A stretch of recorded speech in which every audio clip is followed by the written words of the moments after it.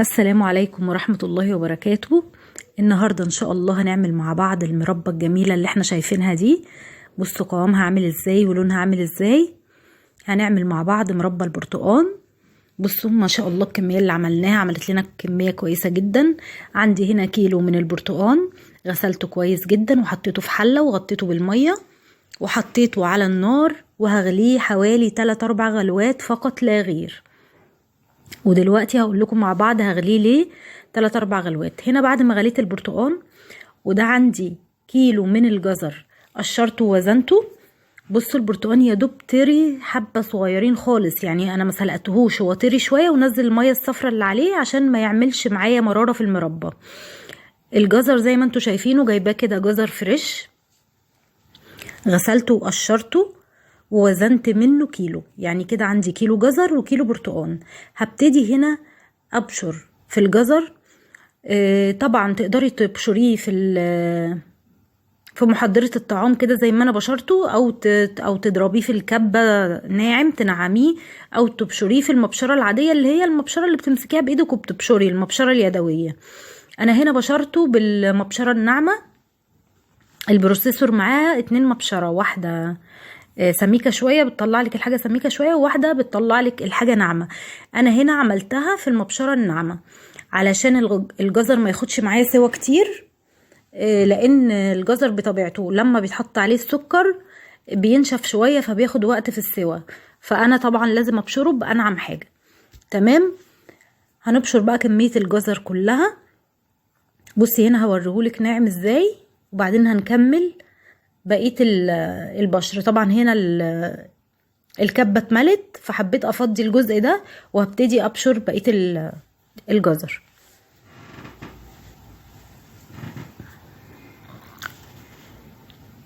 طبعا لو ما فيش يعني المحضرة دي هتعمليه عادي في المبشرة العادية بتاعتك.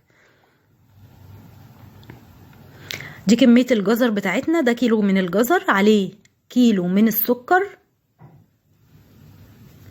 يعني هنا انا عندي 2 كيلو من الفاكهة. كيلو برتقان، طبعا البرتقان يا بنات برتقان بسرة، وكيلو جزر عليهم كيلو سكر، يعني كده كمية السكر نص كمية الفاكهة عشان محدش يتلخبط. كمية السكر نص كمية الفاكهة. هنا طبعا انا فضيت كيلو السكر على الجزر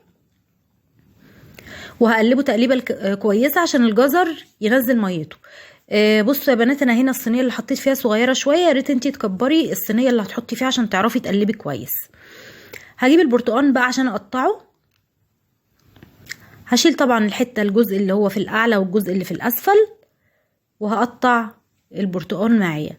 طبعا الغلوة اللي انا غليتها البرتقال في الاول علشان تنزل المرارة اللي في قشر البرتقال، عشان انا هنا هعمل البرتقال زي ما هو مش هقشره، عشان اخد كل القيمة الغذائية اللي فيه وكل فيتامين سي اللي فيه. دي كمية البرتقال بعد ما قشرتها، ده كيلو زي ما اتفقنا، كيلو من البرتقال على كيلو من الجزر على كيلو من السكر. في اضافة تانية طبعا هنضيفها اثناء التسوية. هجيب البرتقال وهنزل بيه في الكبة. زي طبعا انا شلت المبشرة وحطيت السكينة العادية بتاعت الكبة او البروسيسور، وهبتدي اطحن البرتقال بتاعي طحنة كويسة جدا.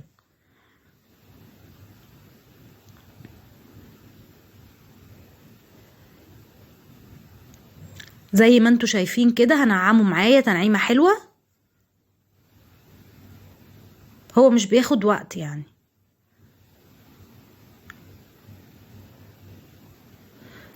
ده شكل البرتقال بعد ما طحنته في الكبة. هبتدي بقى اضيفه على الجزر والسكر اللي احنا حضرناهم مع بعض.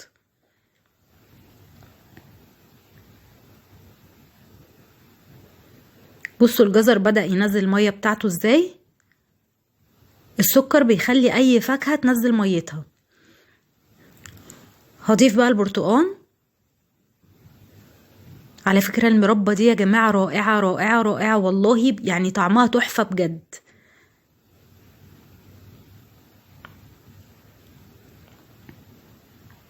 وكل ما بتقعد معاكي في التلاجة كل ما بتبقى احلى. انا هنا نقلت الخليط بتاعي في الحلة اللي هسوي فيها. بصوا بدأت تنزل ميتها ازاي الفاكهة، بسبب طبعا السكر.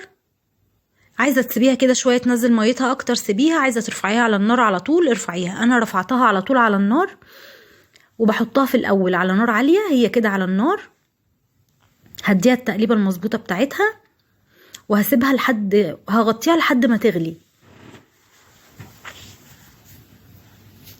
ودلوقتي هنشوفها مع بعض وهي بتغلي. بصوا كده اهي بدأت تغلي.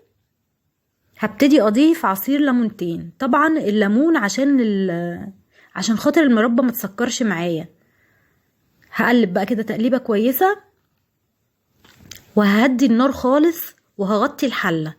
ليه هغطي الحله؟ طبعا احنا مش متعودين في المربات ان احنا بنغطيها، بس مربة البرتقال بالجزر بتاخد سوا كتير، عشان انا عامله البرتقال بقشره والجزر بطبيعته بياخد سوا، فهغطي الحله عشان خاطر المربى تحتفظ بالسوائل بتاعتها، وما اضطرش ان انا ازود لها ميه تاني. بصوا هنا طبعا انا رايحه جايه بقلب فيها، هي كل ده على نار هاديه، بدأت تدخل في السوا هنا بعد حوالي ساعة على النار. تمام، هغطيها وهسيبها تكمل سواها، وهفضل كل شوية اقلب فيها. طبعا عندي البرطمانات نضيفة جدا ومتعقمة ومتنشفة وما فيهاش ولا نقطة مية. هنا شكل المربى معايا كده استوت، بقالها حوالي 2.25 على النار. تمام، هعبيها بقى في البرطمانات. الاول نسيت اقول لكم الخطوه دي، اللي حابه تنعمها اكتر هتضربها ضربه بالهاند بلندر، مش حابه هتخليها فيها قطع عادي زي ما انت عايزه، بس هي وهي متنعمه بتبقى احلى.